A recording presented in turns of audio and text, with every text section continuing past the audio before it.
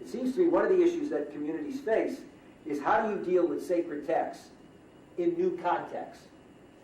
Or a very fundamental issue. And it's one, I mean, ironically, this I like to say with great pride. I often don't brag about stuff I did 30 or 40 years ago.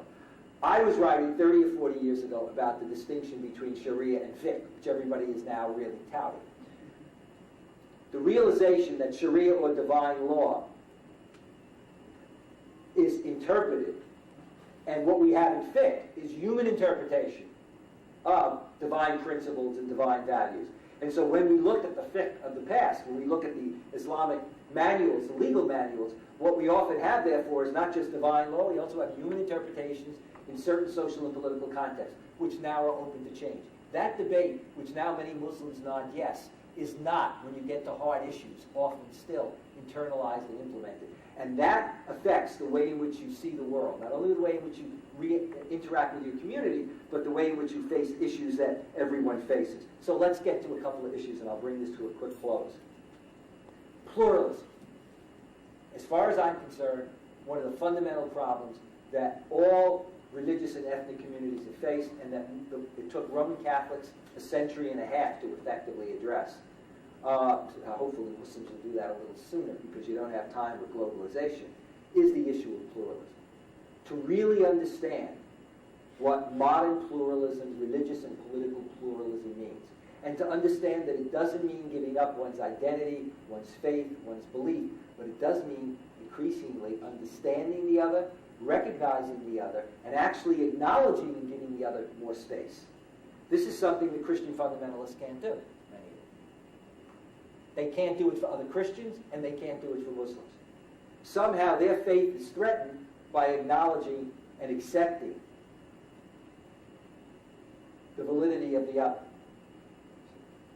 I can have my beliefs, and I can retain my beliefs, but I can also come to understand yours, respect many, see that we share a lot in common, but also see that we have differences. That doesn't threaten my faith necessarily. But our fear as believers is often relativism. You know, that somehow it's going to mean that we're going to water down our faith, that somehow it becomes an inroad, you know, for the other. Again, while that's always a danger, the fact is it also shows a community that doesn't have much security. If you're secure in your faith, you want to be able to sit down and learn about other people. You know, whether I'm lecturing in Saudi Arabia or in Indonesia or here, over the years, people will often say things like, "Oh, it's so good, mashallah, we've got a Muslim, we've got a Christian." There goes my identity crisis. We've got a Christian. This will spread rumors again. We've got a Christian who understands Islam. Okay? The challenge is to get more Muslims who understand Christianity and Judaism, etc. It's only when we begin to fully understand each other that we can fully respect each other and work with each other on common issues. And today, the issue of pluralism is as much a problem within the community as between the community and other communities, and we know that. The divisions that exist and the need to transcend those divisions. I mean, look at the way, for example, in which, on the one hand, somebody like Tariq Ramadan has to worry about the State Department. On the other hand, he has to worry about other Muslims. If Tariq says what they like, terrific. As soon as he says something they don't like, immediately the attack comes on. This is not a strong community. This is not an empowered community. And this becomes, it seems to me, a critical issue. Community needs to also think about and work to transcend the theology of supersessionism and the theology of exclusivism. Islam, like Christianity towards Judaism, Christianity towards Judaism basically said to Jews, covenant, revelation. But now we have a new covenant, fullness of revelation. Okay? Christians had no problem with that. They couldn't understand why Jews did. Now, when Islam comes along and says the same thing to Christians and Jews, Christians suddenly have a problem with this, okay? But Muslims have to work through and avoid the mentality of supersessionism and exclusivism, which is, I'm now so fully and fundamentally and completely right that I don't need to know about you. So, for example, in Saudi Arabia, I said to many in the room, but of course your answer to me about knowing Christianity is you know about Christianity. You know all you need to know about it by reading the Quran. You don't need to read what Christians think they believe, but you expect Christians to read books by Muslims.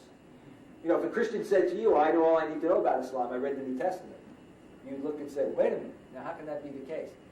Getting out of that mentality becomes a real issue. Now, you know, this may sound like a very theoretical. Well, let me tell you, I deal with the younger generation, and a lot of bright young Muslims are still struggling with that kind of issue. Not only as they deal with non-Muslims, but when they deal with each other. What can be depressing is the following. I see generations of young Muslims that are just remarkable. But as I said at a small little coffee gathering earlier, sometimes I felt more comfortable 30 years ago with Muslim students. Because I'd be at a table where Muslim students were disagreeing strongly, but I could say, oh, well, half of them are from overseas and they still don't understand the situation here. Now, they're all born here, and they're going at it in a way which shows a lack of, some of them are open-minded, and others seem to be getting more closed-minded rather than open-minded. So they're getting a great education to reinforce a siege mentality. What you produce there is Pat Robertson, Yale degree, but when it comes to his worldview, think about it. You've got somebody who goes through Yale, and yet when he opens his mouth in so many areas, you wonder, I mean, my God, you know, what's his horizon? This becomes a real challenge. The issue of democratization, issues that now the community is making very fast pace with, it seems to be. Issues of political participation, issues of citizenship, issues of dealing with living in a country that is not governed by Sharia, but yet realizing and figuring out ways in which one can address the fact that today there are more Muslims throughout the world who live as minority communities. And unlike the past, they don't just live as minority communities, they know they're going to be permanent minority communities. That's a real challenge, but the ability of a community to come to grips with that and deal with that becomes absolutely essential. And it seems to me that's still out there. Training the next generation, what does that mean? And I'm glad to see you're going to do a study on Islamic schools. There still seems to me to be a need to deal with the whole question of training the next generation. How is one to understand and develop Islamic schools? Should one put a lot of resources into it? Is it viable to go really that route, the way in which, for example, years ago Roman Catholics went that route and set up a tremendous networks of primary schools, secondary universities? Or should there be a different route? Therefore, doing studies that look at Muslim schools, measure their successes, relatively speaking, among themselves, as well as compared to parochial schools and other schools. And look at other options. What do you do? What does it mean when you send your kid to a non-Muslim university? How can you be concerned about preserving that faith? And what are the ways in which to do that? Those are issues that families have faced, but they still remain unresolved. The professions, penetrating the professions. We've begun to do that. But you know, maybe a few ought to kind of throw away the application to medical school and put a few more into studying for media, law, and other areas. And then maybe also, my most devout Muslim parents have to deal with the following scenario. And I see this, I raised this at UCLA 10 years ago and bring this across the country. I always say to young people, the real challenge in your family is what? You have parents who are so dedicated to Islam, and they're so worried that you grow up to be a good Muslim. So then you say to mom and dad, I'm going to drop out of medical school and do a PhD in Islamic studies. Then we have to pick your mother up off the floor. Your father is apoplectic because he's saying, you can go to medical school, and I'll get you an imam to teach you. You know, you don't have to quit medical school. You know? Well, the fact is, then don't complain. Because until the Muslim community has Muslims in all the strategic areas, as one of my friends in the media said, John, when you talk to people, please tell them that until more Arabs and Muslims are in the media, they shouldn't expect that somebody else is going to give them the good coverage. And the same thing is true with the study of Islam and Islamic studies, etc. You know, we don't have enough Muslims who have training. We don't have enough who are first rate. Just because you have a degree doesn't mean you're first rate. Okay? And sometimes they go through and get a first-rate degree, and they don't go into academia. They go off into another area until the community realizes that it needs to develop those scholars. And where you see it is in the following way. How many decades have Muslims been in America? Where are we in terms of training our own imams? Where are we in terms of our training schools in America and training our own imams? We have, 7 or 8 million? Some of you may want to inflate it to 10 or 12. You go with the numbers wherever you like. But we have this number. Why is it that I have a good sense that we'll make it maybe to the maybe the end of the 21st century, and we'll still be feeling that we have to always send our students overseas to get trained? Why is it that one can't develop here? And why is it that one can't develop it here, both by bringing scholars from overseas, but also by having training here? If we look at the reality of knowledge of Islam, I can tell you that it's a two-way street. When I got into the field, all knowledge was always from overseas. You know, the writings, you wanted Muslim writings, okay. It goes both ways now. The writings of many Muslims and even non-Muslims are now translated into Muslim languages, are being learned, etc.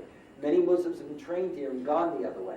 And yet we still haven't been able to develop here a strong base of scholars who are both in universities and in, if you will, madrasas or madrasas that we form. Until that happens, I think we have a problem. And I think we have to take a very close look at the whole question of the role of madrasas, both here and overseas, and the training of madrasas. I mean, we know this from Roman Catholicism.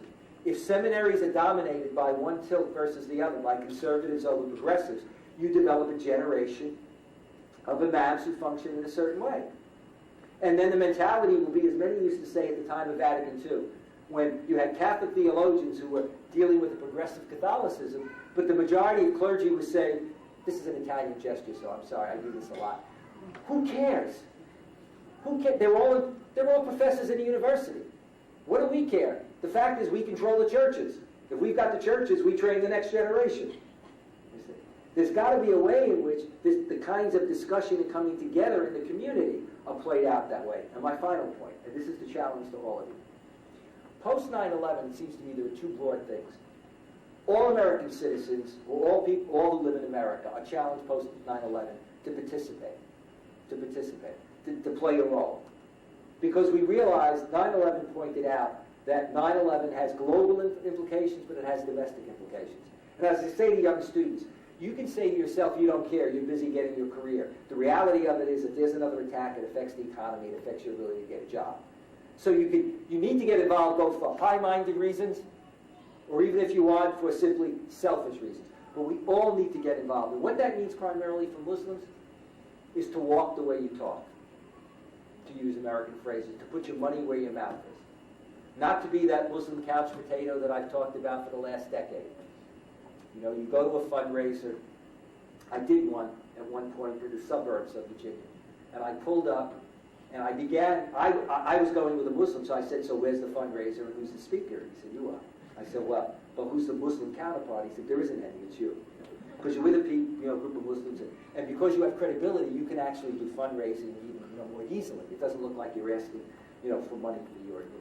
So I go there, and I know the layout. I've been there before. I know what's going to happen. It's going to be, we talk, we sweat over Palestine, we sweat over Chechnya. We argue, we bleed, we cry, then we break for dinner. And then after we do a summary, and then we all leave. And we go home and we know we're better than everybody else, because before God, we've said all the right things, although what attracted me to Islam was my Muslim teacher saying it's not just the intent. God expects you to do, but that's another story. Far be it for me to point that out to people. But I begin the fundraiser and I say to people, I saw that Lexus coupe out there. That's one heck of a nice car. I have one. Oh, and that Mercedes. Who has that one? Which is my way of communicating, okay, now we all know that we can afford prestige cars, which means we all know we're here for a reason. So now we talk about Muslims in America, the problems, we talk about the fundraising, etc. And then I say, you don't have to give money to so-and-so, because so-and-so's brought me there to get the money. And he turns white, And I say, you can give it to him and his organization, but you don't have to. But give it to some organization. And then we do the routine. We break for dinner. We come back. I check later and find out only one person gave a check. Only one person gave a check. The challenge today, and it doesn't mean that I'm saying that members of the community don't give a lot, but the reality of it is today, this never happens to me. I think God's telling me to shut up. The reality of it is today is that when you are under siege, you are under siege. And that means that you have to take extraordinary measures. And so it means that one has to give more to support think tanks, like the think tank that we're celebrating tonight, and a think tank that does have a track record, and I'm not just saying that, and a think tank that does really respectable work. Regrettably, when you start new think tanks, some of the studies are, the stuff that's been put out here, if you look at it, is first rate. It needs that kind of support. But a lot of the issues need to be supported. Civil liberties need to be supported. I could probably quiz this group, and 80% of you would fail a quiz on civil liberties and Muslims in America today. 80% of you would probably fail a close scrutiny on the Patriot Act. 80% of you would probably fail a close scrutiny on what the realities are in terms of civil liberties here in America today. Let me ask you a question. How many of you read David Cole's book? Okay. Thank you. That answers the question. Okay. Now, I get 10% of whatever David gets on this. David Cole is one of the top civil liberty lawyers in America, teaches at Georgetown, and has, in fact, handled a significant number of cases. More importantly, you will see him as one of the key people speaking out. Okay? So I leave you with the following thing to think about, which is a line that I've developed post 9/11. And the line is this. If you wake up a week or two from now, and seeing your weather, it's going to be a week or two from now, in order to wake up on that bright, sunny, warm day. I left 84 degrees to come here today in South Florida. If you wake up and it's a beautiful, sunny, warm day, and you feel terrific physically, and you look at your family, your children, or if you're young, you look at yourself and your prospects, and you say to yourself, my God, how lucky I am. But if at the same time, 2 weeks from today, and 2 weeks after that, and 2 weeks from after that, you cannot say to yourself that your life and your involvement in the issues that we're talking about tonight has changed significantly, then you are a loser. Then you are a loser. I think that's what we all have to think about. That's the real challenge. You know, the opportunities are enormous. The Muslim community has come a long way. The climate has both gotten better and worse. 9/11 has put us behind, whether we like it or not. But on the other hand, the resources are there to make a difference. But whether or not we can learn to work, cooperate, think, study, produce studies, organize, demonstrate, write in a more concerted way is the real issue. It's not just about coming together tonight. That's great. It's about being in touch on a regular basis. Thank you.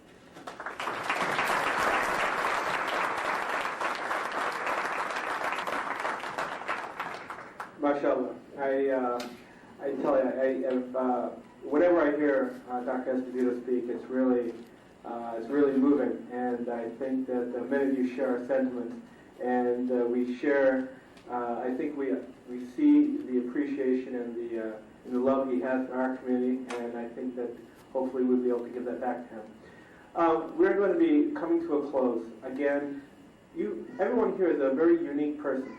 And it's unique because you'll find very few people, again, on a Saturday night, who can sit riveted. And I don't even see any nodding heads here this evening. There were one or two. No, one or two. They probably didn't get the coffee. But very, very few communities and very few people can stay riveted and actually listen to a lecture on Islam, on America, and maintain their attention. I think this is really a tribute to all of you, that you have not only the intellectual capacity, but the interest in the community around you to again come and spend the evening. And for that, I congratulate you, and I wish you all well. Assalamu alaikum. We're going to commence to another portion of our program this evening. This portion, I don't feel obligated to be here for. We're going to kind of open it up. We have two excellent scholars here. And I think this is a good opportunity. We have an open mic. We'll just do an open mic session. We'll just have a little back and forth banter. You are welcome to, I know that everybody has family and plans. If you need to leave, you can please do so. We appreciate your attendance. I just wanted to remind you about the pledge forms. Our organization thrives on its community grassroots. And again, we go into different cities, and we need your input. Your input helps guide us in determining where we put our funding, where we put our resources, whether it's studying schools, whether it's studying poverty, whether it's studying medical ethics. It's your input that helps guide us in that path. There are pledge boxes on the way out, or you can give it at the registration desk. I also want to add, just as an announcement, that CARE Michigan will be having a dinner on May 11th, Wednesday evening. And some of the Guantanamo Bay former Guantanamo Bay detainees will be there. But Again, please do attend that, and there'll be information on that outside. But again, I thank all of you. I'm going to have Dr. Hamzani give a few words, but then after this, we'll come to a close, and we'll move to just an open mic session where, again, we have Dr. Esposito and Dr. Khan here, and I think it would be nice to just pick their brain and just have some interactive discussion for 15 minutes, 20 minutes, as long as we can tolerate it. If you're in a rock concert, it'd be like the encore. Again, thank you, and Dr. Hamzani.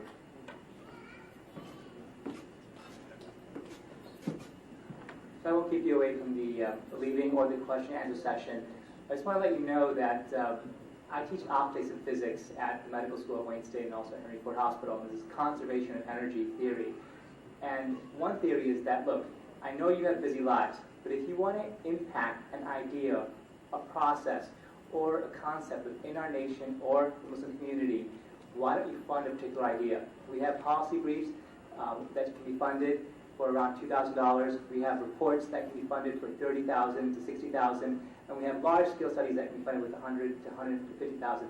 I know it's a lot of money, and you can have a component of that, but instead of naming a building or a brick after your family, consider naming an idea that might have permanence 400 or 500 years from now. And with that, I'd like to hand over the mic back to Dr. Ahmed, and he'll handle the questions as a moderator.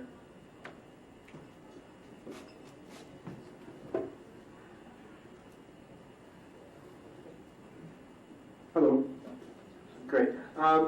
Again, thanks, and please do not forget to register on the way out. The registration forms are on the table, and we would love to stay in contact with you. We'll open it up to some questions. Are there any questions? And what I think might work is I'm going to have Dr. Khan and Dr. Esposito just take a seat at the chairs here, and they'll just take turns answering some of these. Thank you.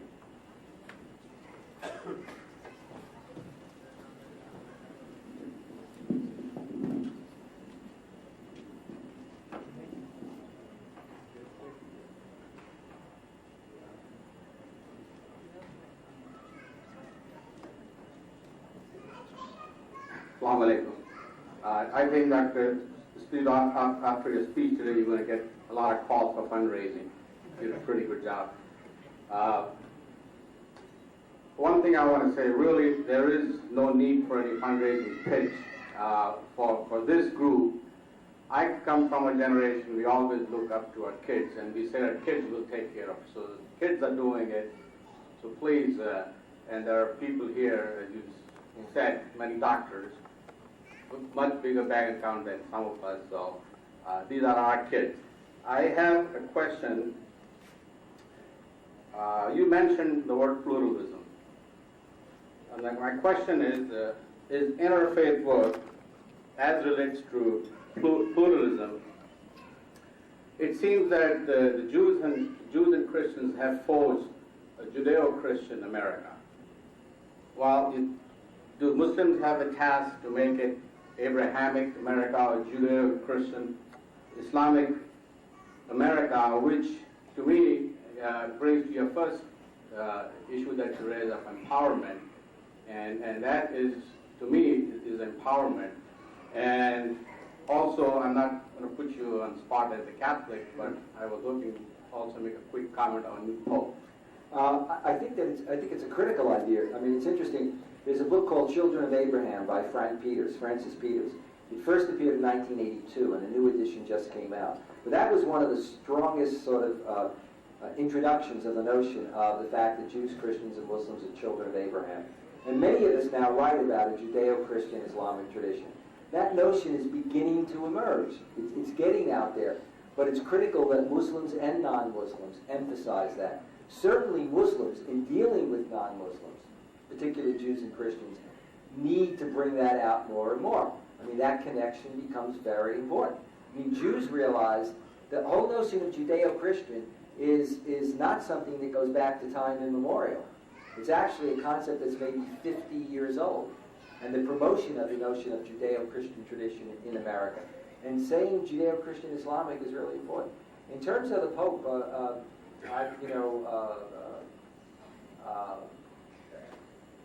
I mean, he wasn't my first choice. But I mean, that's public knowledge. If you go to beliefnet.com, they created a virtual conclave, and I was one of the 22 virtual cardinals. And they invited a group of Christian, Catholic, some Muslims and Jews to be part of that. And the then Cardinal Ratzinger was my first choice. What will happen, I don't know. I mean, I'm concerned about the level of his conservative theology across the board in terms of the Catholic Church, let alone in terms of interreligious. On the other hand, I'm impressed with the fact that since he's become Pope, he has gone out of his way to try to reassure others that he is very open to interfaith dialogue. Question is, what is that really going to mean? I don't know. Sometimes popes, like presidents, can surprise us enormously. They can change over time. And maybe as he becomes more and more his own man, and as he sees himself more and more as a spokesperson for God, he will prove to be a pioneer. Certainly, John Paul II did more for Catholic-Muslim relations or Christian-Muslim relations than any pope in past history. Although he did, in some ways, I wish John Paul II had gone a little farther in his pronouncements.